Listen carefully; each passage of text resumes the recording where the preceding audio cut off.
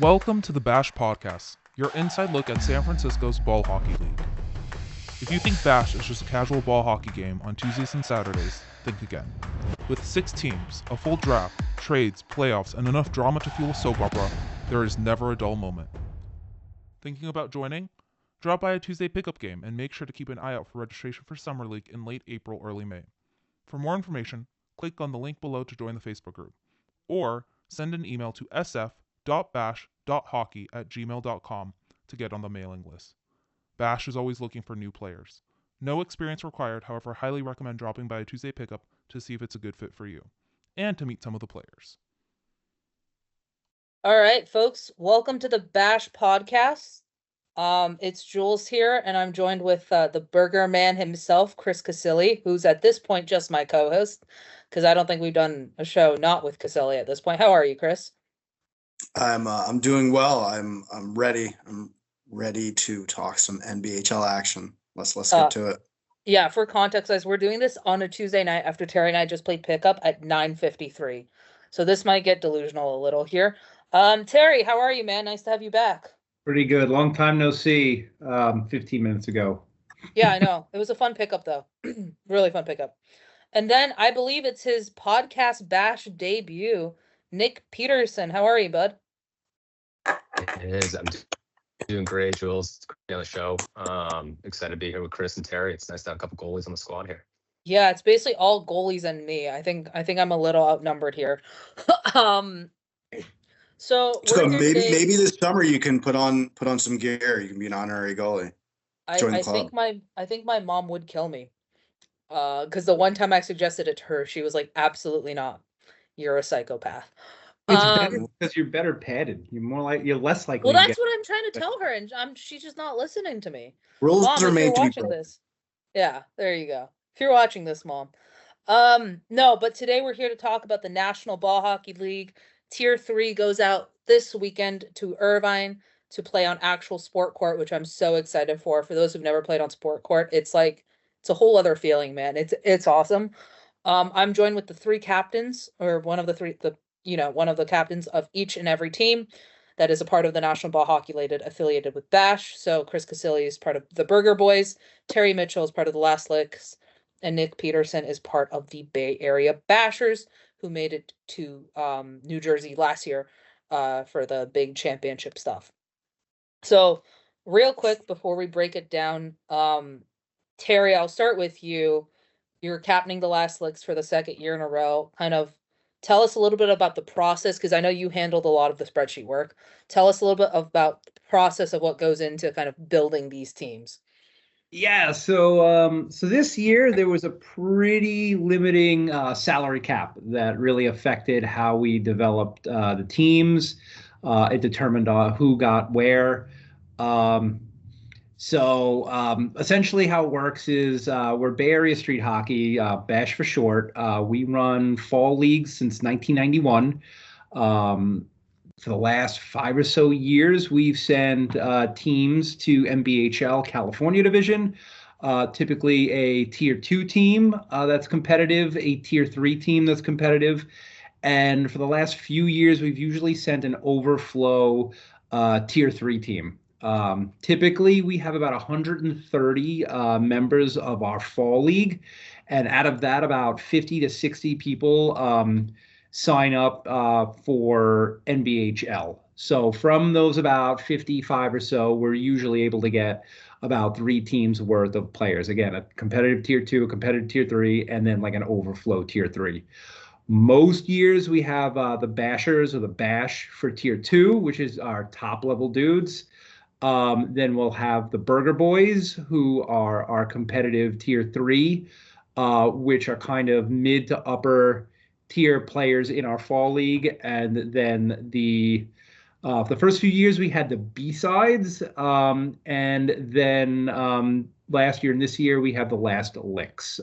Both the B-sides and the Last Licks are essentially the overflow team, for lack of a better word. And you know how things go. Last year, the Burgers took the year off, and I'm sure Chris will talk about that a little bit. And so really what just happened is the B-sides ended up being that competitive tier 3 team. And that's where the Last Licks came in as the overflow tier 3 team. This year, the Burgers are back, and they have a lot of guys who are in the B-sides. Excuse me. And then the Last Licks are then the overflow team. So regardless of the names, that's typically how our strategy works on coming up with people. So that's how we determine where our players go. So we're always really just going to have that kind of breakdown of teams, regardless of what the names are. So, Casilli, not to put you on the spot, but what was kind of maybe some of the background as to why the Burger Boys took the year off last year, and we had the B-sides debut?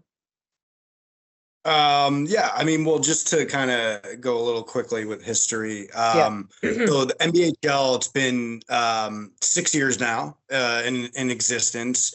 I'll let Nick kind of talk about the Bashers, obviously, but Burgers this will be the 4th season. So the first season of NBHL, they didn't have tier 3. Then they opened it up the following year. We've won California the first 3 years we were in it. Went to nationals, didn't pan out the way we'd want. Took a year off. Just as a break, as well as for West Coast teams going to East Coast, it takes a toll. So, it was something where we were mulling over the idea of going up to tier 2. Not worried about nationals, but we figured, let's give it kind of like the last hurrah.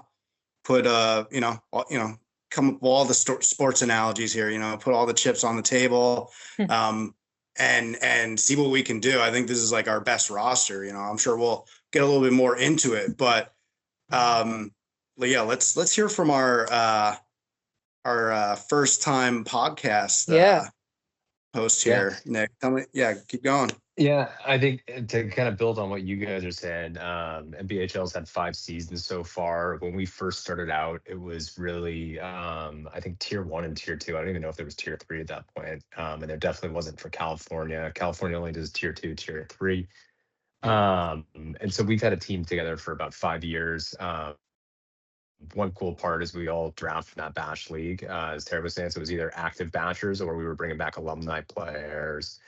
And so it's really been awesome to keep a core and like tight knit group together for pretty much the last 5 years. I'd say, I think still 70% of our guys are returners or have played on this team before, and we've been able to pick up a couple new rookies this year too. That'll give us a little speed, a little bit of vigor, because when California is a really tough division to win.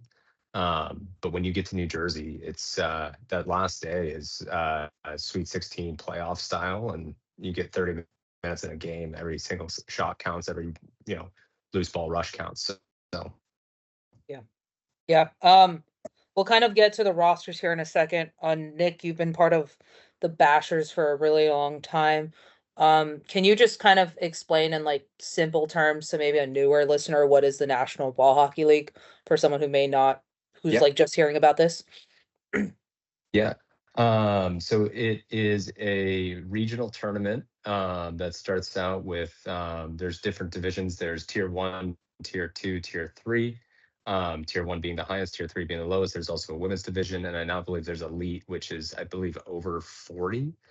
And so each of these teams will play in a regional. There's California division, there's a British Columbia division, Boston, New England, Florida. It's kind of all over the place.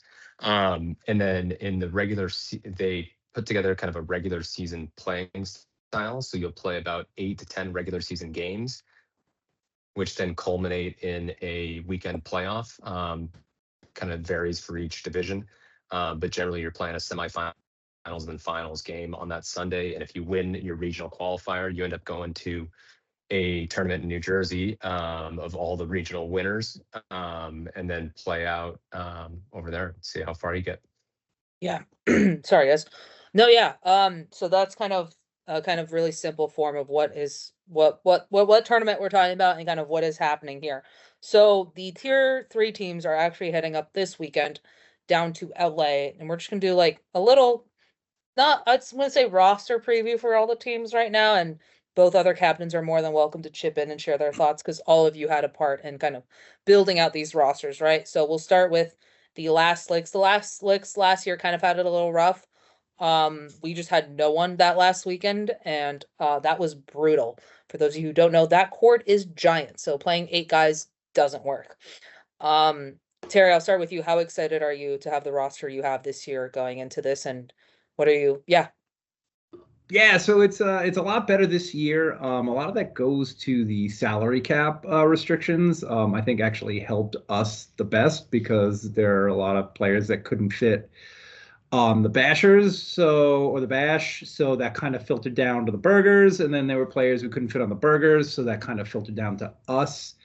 Last year we were not great, and that also comes from the fact that because there wasn't really the salary cap limits like they were last year. So I think you had the Bash had like 20 people on their roster. The B-Sides had like 21 people on their roster.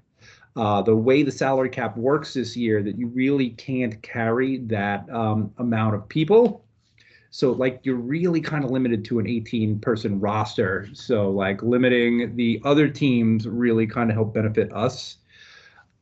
Which allows us to have 3 full lines going into this coming weekend, which we really didn't have last year. And we especially didn't have going into the playoff weekend. No. I think we had like 8 runners going into like on the Wednesday before the playoff weekend. So we picked up like 3 affiliate squad guys going in by like Friday evening. And so a lot more excited about the caliber of players.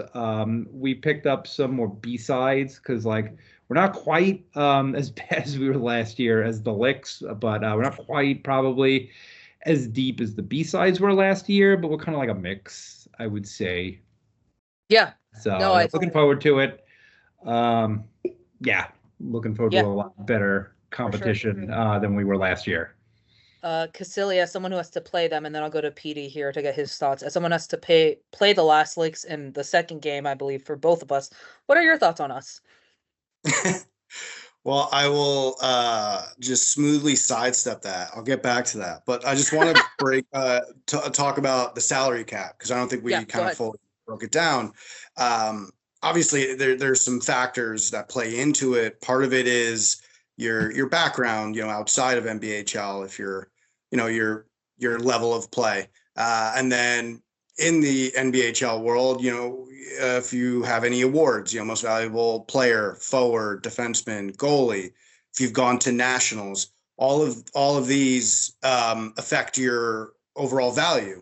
Let's say you're a tier 2 player that goes down to tier 3, you still keep that cap hit, or it's even a little higher if I'm not correct, right? And quickly, like a lot of that is just like Terry probably is gonna allude to, just a lot of maneuvering and what Nick's done with the Bashers, and a lot of these rookies that are very skilled and still untested, but really gives a nice boost to their squad. For sure. Yeah, so if I could just really quick try to explain it. So how it works is each team has a certain salary cap limit. For tier 3, for the most part, it's 12.5 points, where each player is assigned an initial base value of 0.5. So how it works is technically you can have a team full of rookies who've never played before, who don't really have any background. Each of them have a 0.5. And then what that works to is, and you could have then a roster of 25 people that works out to 25 0.5s. That's a limit of 12.5. Once you start getting players like Chris mentioned who have experience in previous seasons in NBHL, or maybe played at different, college or minor league levels, they start getting points added to their cap. So you might get a guy who, for instance, is a 0.6. Now that starts to go against how many rookies you have and kind of pares down the amount of players you can have on your roster. If you have a guy who's a 1.0, he kind of takes up the spot of 2 0.5s. And so now you can't carry 25 guys anymore. You have to have 24 players. And it eventually kind of breaks down, like I said, to the point where you really have only an 18-person roster. Tier 2, that I'm sure Nick will go into a little bit more, the base value is 0.75 and a 25-point salary cap limit for that team. There's also crazy rules that get into, like, let's say if you played in the ECHL, you start off with a 3.0. But if you're then a tier 2 with 3.0 and you move down to tier 3, they incur a 50%, penalty. So that player then is a 4.5. So it gets really convoluted on like who's playing on your team, who could be moved where, and then what that does to how you essentially balance everything out. Yeah. Yeah, no, for sure. I mean, PD, I'll give you a lot of credit. Like, you guys built your Bashers roster. Good point on this is, oh, sorry. No, you're good. Go ahead. I was gonna say, I think a good point on this is the salary cap is meant to be for tier 1, tier 2, tier 3, and it's trying to create parity throughout all of these. And you have a nationwide and frankly international tournament being played here with Canadian teams as well, and people over various ages, various skill levels, and various levels of hockey that they've played before, and they're trying to prevent ringers or fly-in guys coming into different areas. And I think some of the rules that you have to put in place in, say, Boston or New England to create parity in those divisions may be a little adverse in what happens here in California for some of the talent that we've had over the years.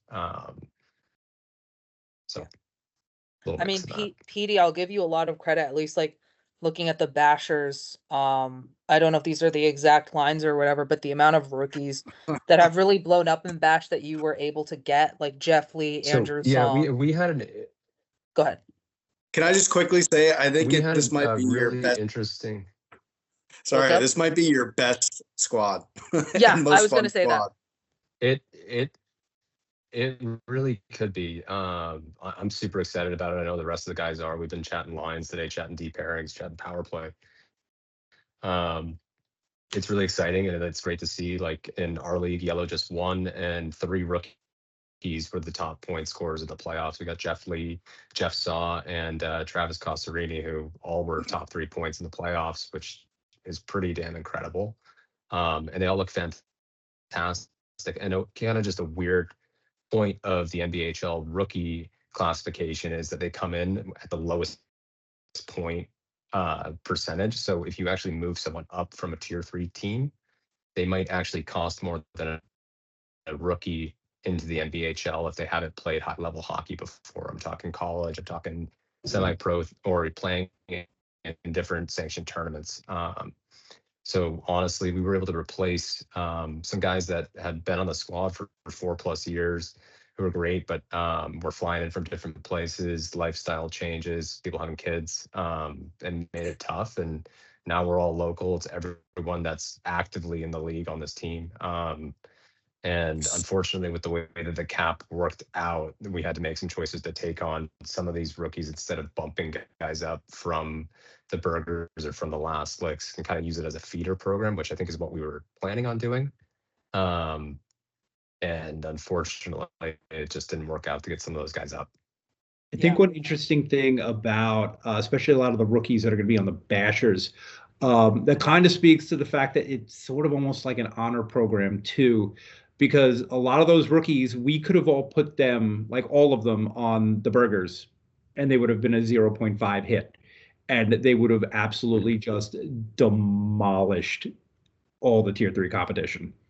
If I think there are 6-7 rookies on the Bashers, and so they 6 of them, I think. Yeah. They're a 0.75 hit because we put them immediately on tier 2. We could have easily just stacked them all on the burgers and then move some burgers up. And I think we're a prideful bunch. See, we remember that dude who called us out on Instagram? No. That was really that we should be moved up to tier 2? No. But that's what I'm saying, though. That kind of like defends that position where we really could have stacked the burgers in that way, which would be still in line with following the rules. But honestly, I think it would have made the Bashers worse at the benefit of the burgers being, like, again, a sandbag ringer team. Which is what the salary cap is trying to avoid. It's good, yeah. To be fair, last year tier 3 was dumb. Like there were some teams in tier 3 last year that just should not. Like PD, I don't know how much you saw of tier 3 last year, but there were like certain teams that just genuinely they should not have been in that division, and there was only 2 tier 2 teams, and it was basically the Bashers beating up on the Shiners the whole time. Sorry, Shiners, but it was basically that. So the Shiners were a tier 3 team. Oh, sorry, not the Shiners, whatever, the Sauce. Thank you, San Diego. Which I want to get Nick's take on. Go ahead. But if we could kind of swing it back to, well, I was going to say back to my question that you posed me about. I love how you avoided that. Well, because it gave me time to look at your roster. No, well, look, I'll get into that, but honestly, we talked about the court, but not enough to realize like it is such a night and day comparison to where we play at the Lick to this court. That's a proper rink, proper surface. The goals are in pegs. Like, you know, the ball moves so quick there. You realize a lot of one-timers are the go-to, you know, there. It's a wider neutral zone, bigger neutral zone where, you know, once you gain the blue line, you just play with it east-west. So to kind of circle back to your squad where it's like, look, you can be whatever your talent level. If you have the hustle, you will get the scoring chances, you know. We have 3 periods, 10 minutes, running clock. So it really is kind of an endurance test. And, you know, of course, talent can, you know, outweigh everything else. But, you know, you guys have a couple of good players, obviously Quinn, who's a rookie from Bash. And he's, I think he was on the DC NBHL Tier 2 team last year, or at least, you know, and he's really good. You got Eshwar, who's up for most improved, 7th man in our local league. Nick knows him. You know, he's been a solid player.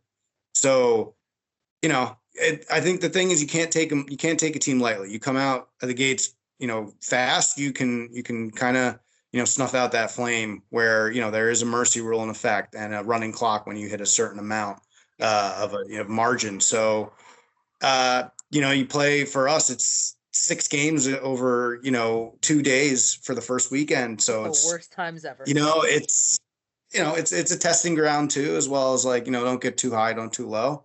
No injuries, you know, you hope, knock on wood, and just come out of it, you know, with a nice fun weekend. Yeah, for sure. I guess I'll go to Nick here. Nick, how excited are you to have all these really good Bash rookies? To be fair, all of these Bash rookies probably could win Rookie of the Year, and there wouldn't be a glance at that, right? How excited are you just to have all these new guys come into Bashers and hopefully light it up for you guys? I think it's really fun. Like, I mean, I'm going to miss the Bash staples and some of the guys that we had there and what each of them brought to the table. I mean, Max Strang was a great shot blocker, a really good face-off guy. Rob Catalano just always had a nose for the net. Jason Naraki was a fantastic defenseman for us. Quick, bro. A lot of leaders. Kind of a change of the guard here, but I think what we learned in New Jersey last year and what we've seen in the past is some of these teams are really young and really fast, and you need the wheels and the speed and the consistency throughout play to really make it on. As Chris was kind of alluding to, these weekends become 6-7 games, and frankly, I don't know how your guys' conditioning is, but it's not great to put all that together and continue to terrible. Our team is the burger boy. Still have gas in the tank for those last games. Yeah, I mean, so.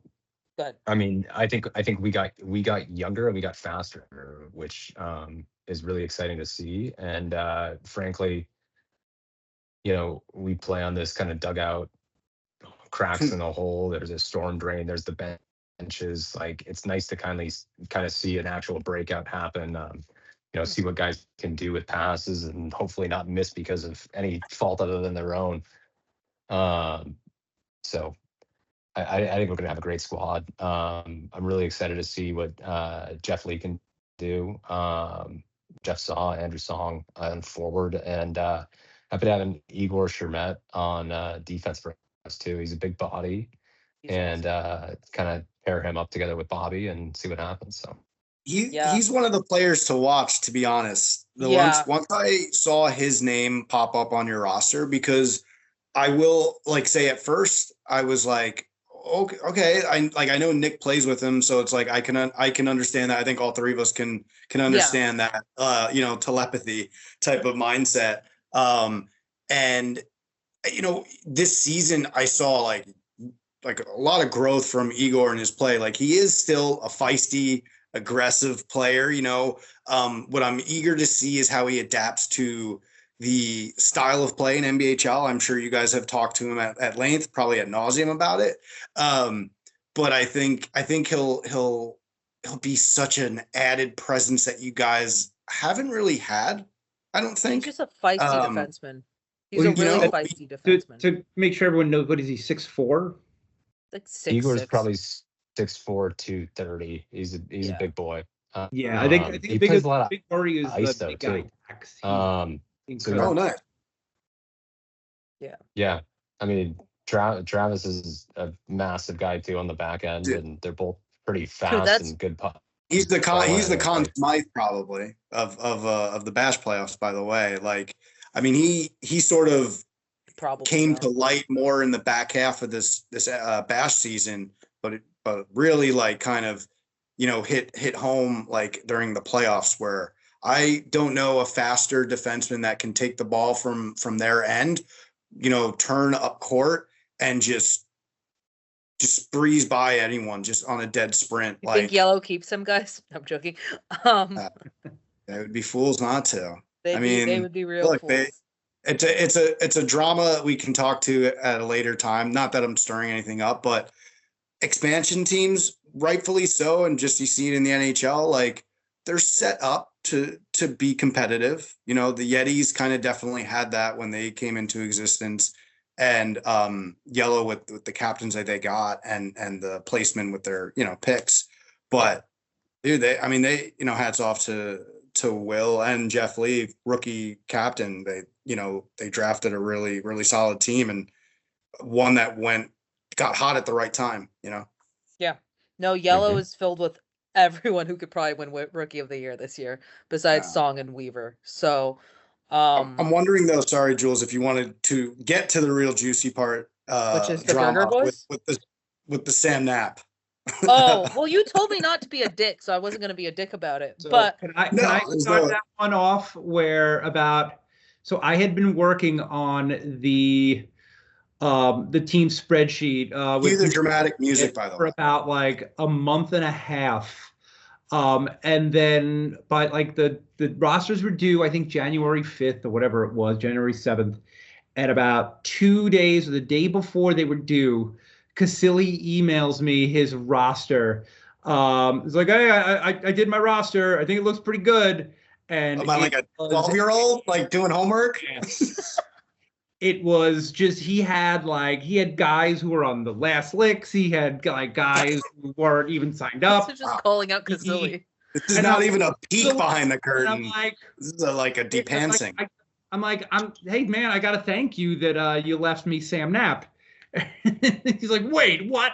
And then we had to spend the rest, we had to get his other captain Dan on a Zoom call, and it was the three of us working on balancing his roster because he couldn't have like Sam Knapp and Chan Kwan and like half a dozen other guys just because of how Don't air out so much. Well, I'm just saying, man. So Sam Knapp should have been on the last list. Got it. Because of Casilli. Understood. Well, I think. We've said it. I'm going to be honest. I tried. The reason why I took the point on the spreadsheet stuff is because I actually wanted the burgers to be in tier 3. Because if you guys went to tier 2, like I was saying earlier, you would have cannibalized my team. If you guys went tier 2, you wouldn't have had a cap limit. You could have carried 25 guys. This is why you got us together for this podcast, wasn't it? Oh, I'm just gonna. No, I'm talking to Terry. Oh, I'm just letting you know that if you guys went tier 2, you would have been able to cannibalize anyone you wanted for my team. You would have been able to carry a 25-person roster. I don't know about that. I They mean, would have not taken me too, don't worry. if we went to tier 2, I was more inclined to just be like, I'll just go. I just want the 2 weekends and that's it. Where whatever, let's see how we, fit in. But go ahead, Nick. I was just gonna backing you a little here, Chris, too. It's a tough tournament. And unfortunately, having been to New Jersey a couple times at this point, Chris, you've been twice at least, I think. I've been 3 times. Or three It's times. one thing to win.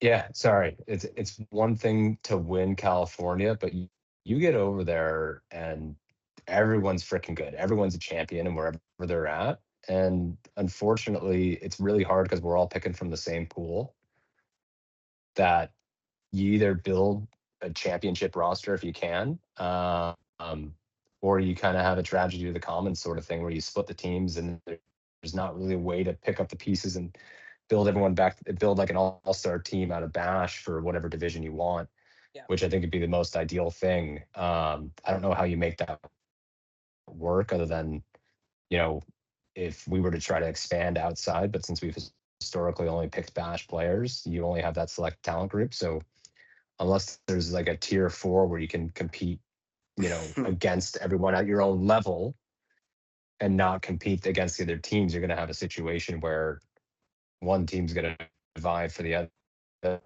And I don't know if it just became history or pecking order or whatever you want to call it, or like who established a team first. But I do think it makes it harder.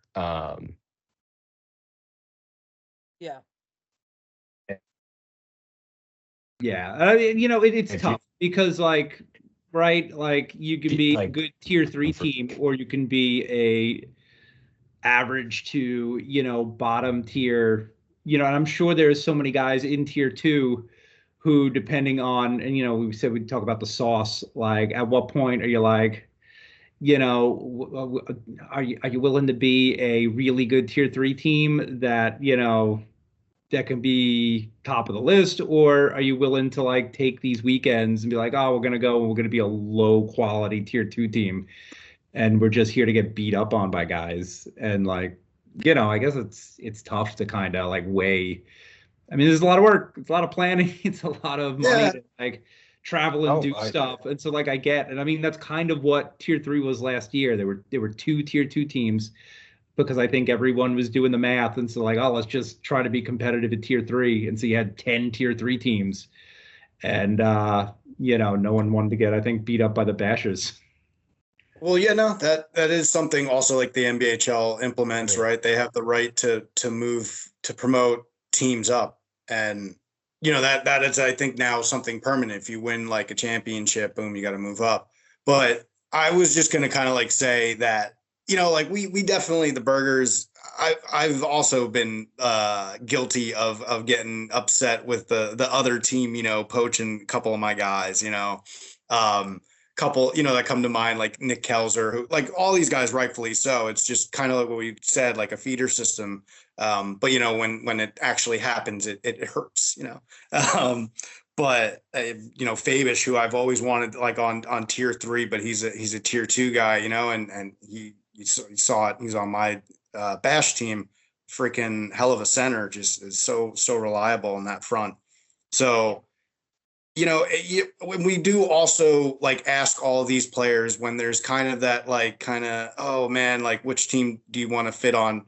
We ask them their preference if they can make nationals, if they're committed to that. So another factor going into it when you're building a team is, so there's some sacrifice with people's attendance, but all right, well, can you make the big one? That's all that really matters, so yeah.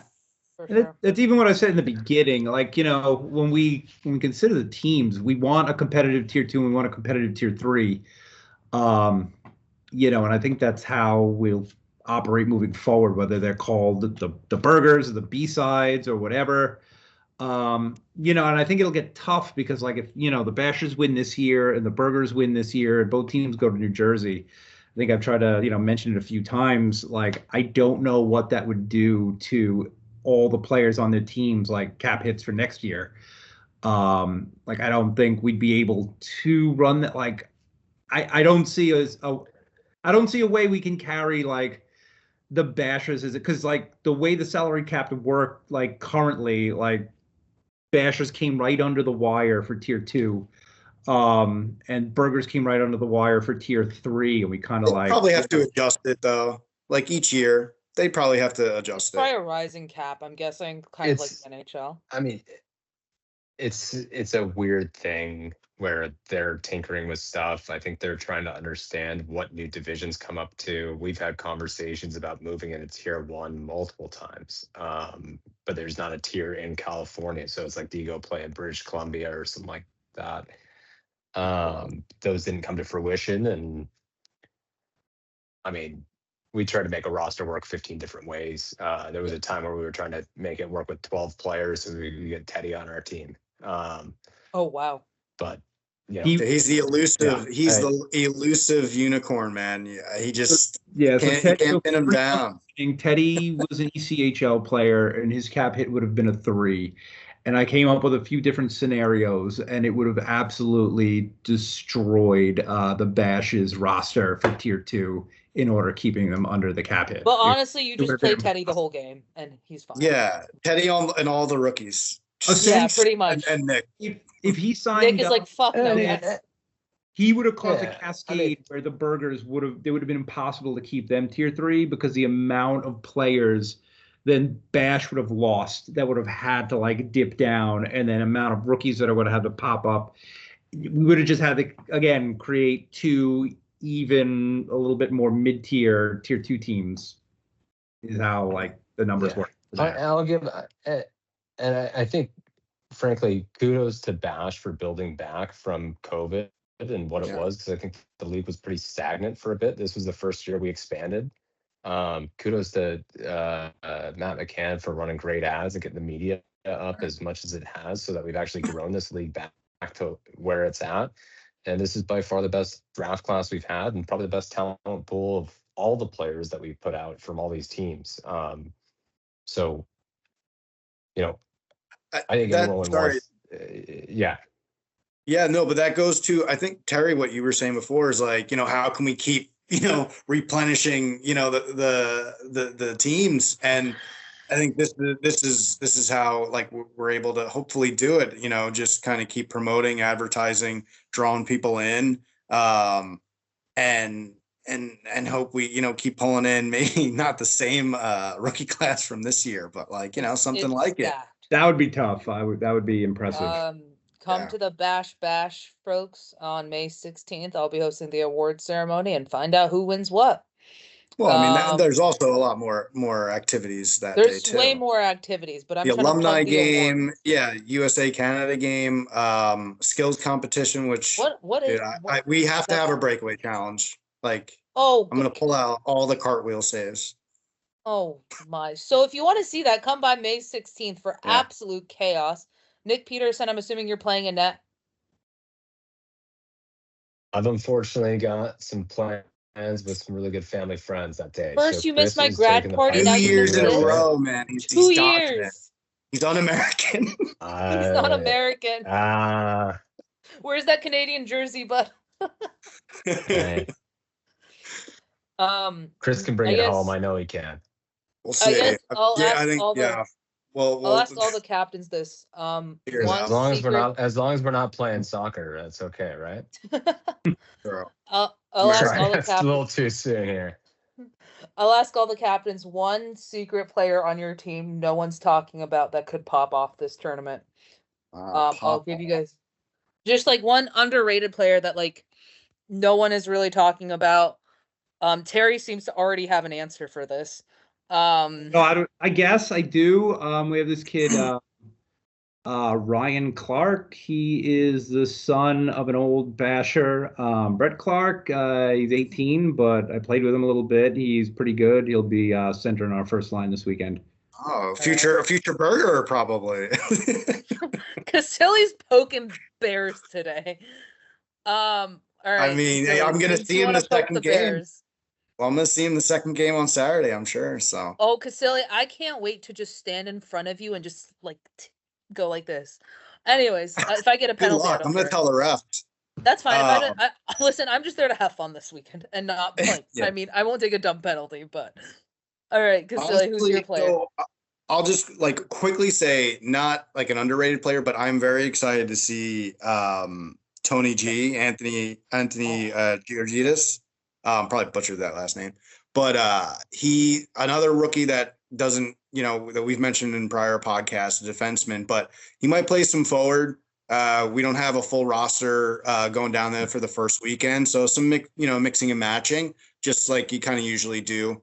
And it just to see him on that court, he's all over the place, end to end, and on a bash court. Can't wait to see him on that like open rink and a proper rink, so to speak.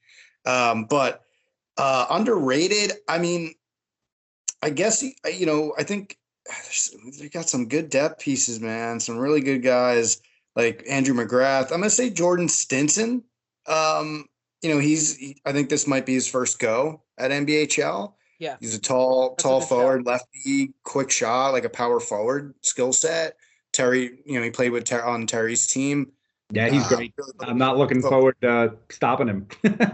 I'm not looking forward to just playing the Burgers in general, because their defense, like, I don't think we talked about their defense, but their defense, the fact that that's the Burgers defense just says how good the Bash defense is. The Bashers, because you can tell. Jack You can Roddy tell when is on like that team. A goalie has full autonomy in controlling their team.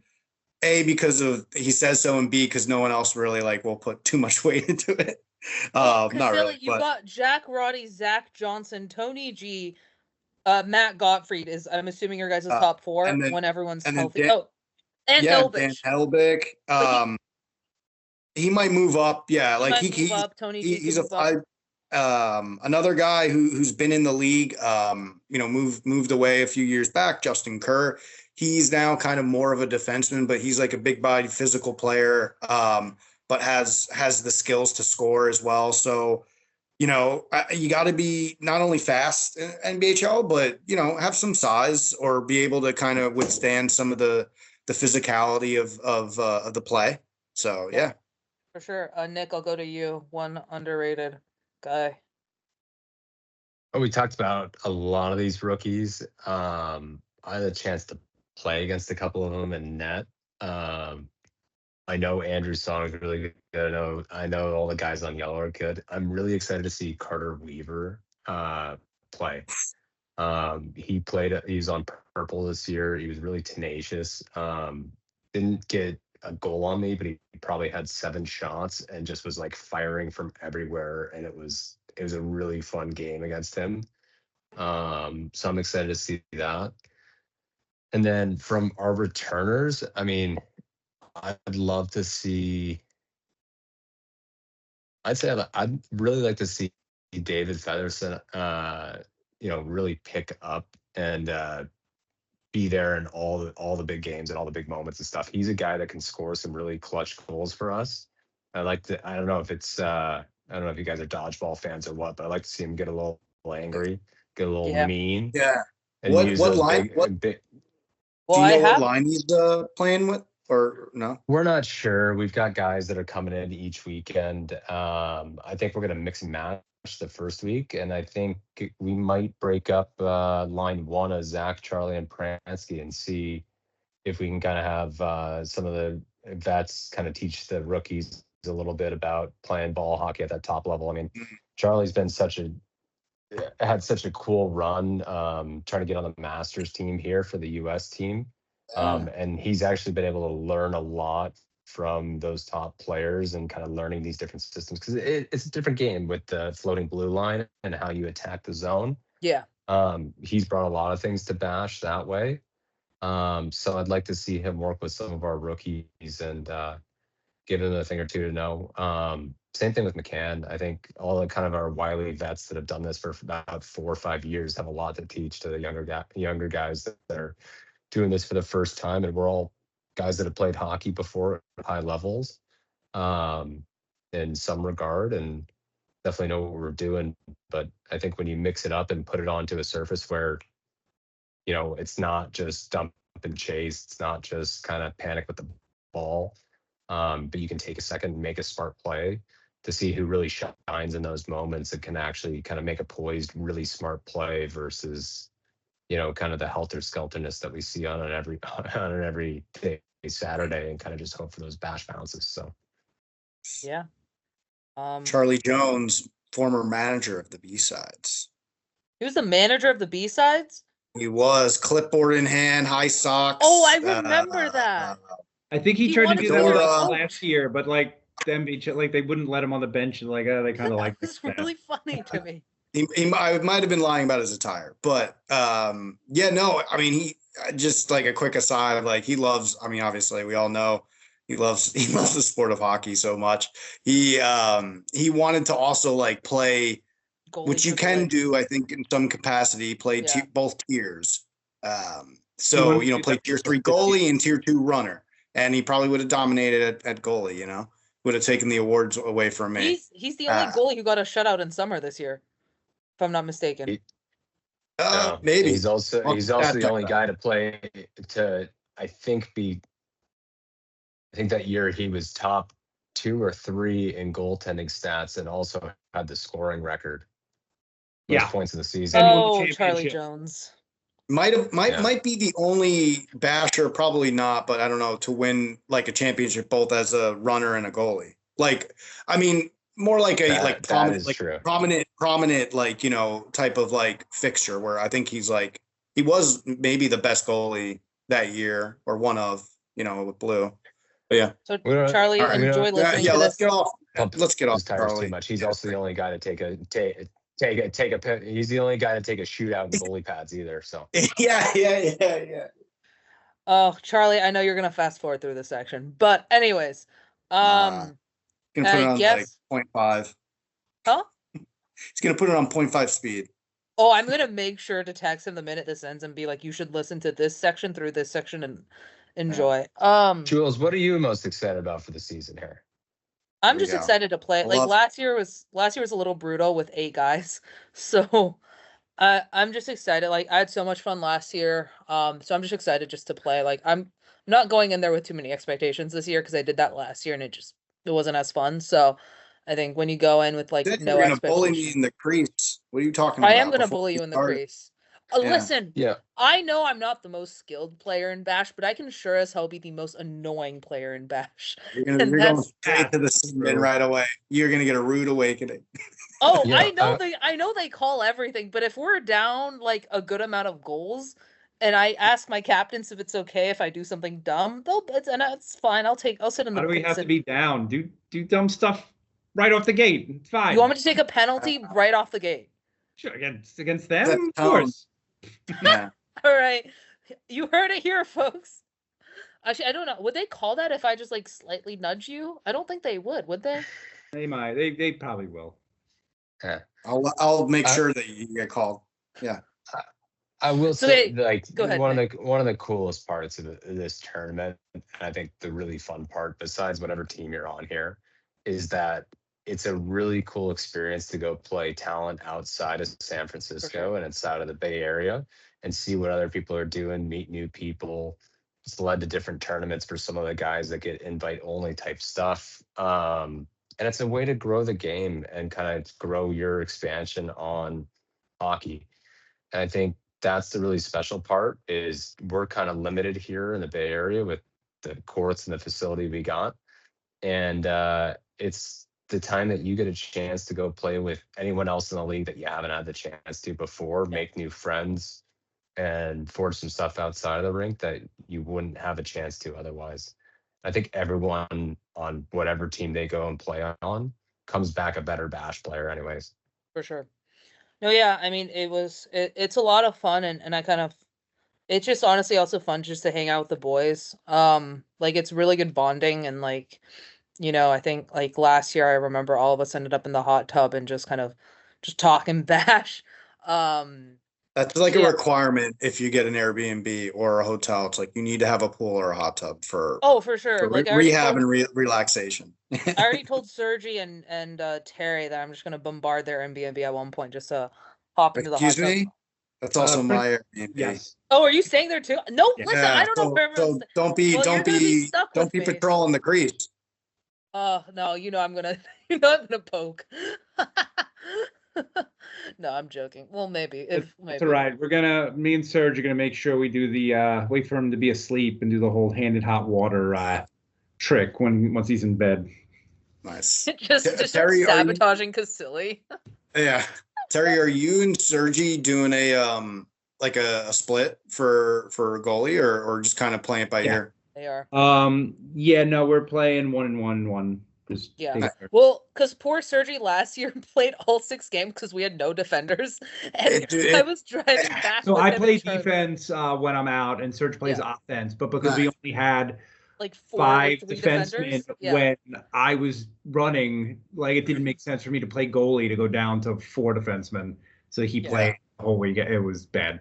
It was really. I will say it's still no joke. Like even if I was definitely the benefit of like a solid team where I didn't get a lot of work for most games, but it still is tiring, especially in the older rinks or the previous rinks we played at that was outdoors. This one in Irvine is enclosed, which is just, oh man, such a better experience. Like, I think, not so much is a factor, but like there's like an element of like shadows. I'm like always used to playing in an open, environment. Shadows from light or the team, the shadows. It's going to be from the light. I mean, if we wanted to segue into other teams, we haven't talked about that. We can kind of perfect.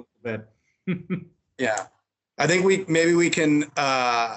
I don't know. I want to ask Nick about a little breakdown of the sauce. I mean, they were tier 2. They're in tier 3, which means they might have changed the roster up, but just from like what you've seen from them, what like kind of could Terry and I's team expect? They were a good team. Unfortunately, I think if you're playing the same team a bunch, you kind of figure out tendencies and things like that. They like to play a lot of East-West, and I felt like didn't drive the net as hard as some of the teams we faced in Jersey did. Everyone kind of has their own mix. Their top defenseman is going to be, I believe, on the Colorado Massive this year. If I did my searching correct. Either that or it was on the Shiners, but they're a good team. They've got some solid shooters. They played us tight in a few games. But I think we had a really powerful offense and we're able to kind of overpower the goaltenders. That said, I do think both their goalies, I can't remember. One of them was a younger guy. He was phenomenal and was letting up like 5 goals a game or something like that, but probably should have been letting up 12. I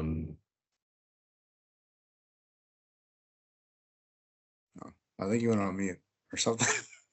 Yeah, just my AirPods disconnected for a second there. I was just saying, I think they had really good goaltending, but that might have been disguised by good shooting from the Bashers and just kind of wearing teams down after, winning that many times in the regular season, even in close games. It kind of became a little deflating for them. It was weird playing like a 7-game series where you kind of got to that point. It wasn't a foregone conclusion go to the playoffs, but like we won the first game pretty handily, and then by the time it came into game 2, it was kind of a little bit like, all right, let's kind of get home. And I felt like they were a better team than what the score showed, if that makes sense. They definitely put up some good chances against us, and I think we were just able to kind of bat those away early. They'll be good. I don't know what their roster composition looks like for tier 3. I'd imagine they probably lost a couple guys, but I'd imagine they're a pretty good contender down there. In terms of tier 2 and what we're looking at, like the Shiners look like they picked up some solid quality guys, and they actually played us to overtime in our only game that went to overtime last year. And then Chet's putting together a good Massive. Sorry, really, up. The Shiners, though, they're always a tough team. When we were playing them, they're up until we played the Cubs, that like, in the finals, it was always tight. It was always 1-0, 2-1, 3-2. So like, to your point, man, they're one of those teams. It's almost like your team in Bash, where it's like, you can just always kind of like man, it's just solid, like kind of fundamental play where it's just always, they're within reach of always getting, winning. So a weird thing last year with that whole like the Shiners and the Colorado Massive both were on tier 3 last year, and they dominated tier 3, and then they moved up to tier 2 this year. But the weird thing is that the B-sides last year beat the Colorado Massive, I think 2-1, and then I think I want to say the Shiners beat the B-sides like 7-1. Yeah. And then the Colorado Massive beat the Shiners like 8-0. Yeah, it was like this weird of like this team beat that team, but that team beat that team, but that like it was just this weird cycle of like hard to tell based on hockey math's hard if you're just comparing direct scores on each game, Yeah. I remember doing that all the time. It's just it's just interesting. I think it ended up being, I think it was the Colorado Massive, and then like the SoCal Chiefs and the Shiners, and even the I never know the Massive. Sorry. Go ahead. I think the Massive made it to the semifinals in New Jersey, and we're pretty damn close. I think they lost to the eventual champions too. So yeah, they're a solid squad. You guys will get the first feel out next week. We'll get ours in June, and it's a good one to kind of feel out the teams. But I think everyone kind of knows the rosters probably ain't full that first weekend. It's all kind of comes down to that second weekend that you get, and you got 30 minutes. All right, it is almost 11. We're gonna get out of here. We will do a recap of the NBHL weekends once both divisions have played. And who knows, we might even try and get one of the commissioners to hop on. I might shoot him a text after this. Real quick, final thoughts. Terry, go ahead.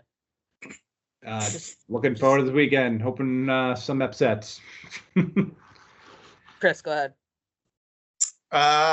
Just get back in the swing of things. Have some fun playing some hockey. Nick, go ahead.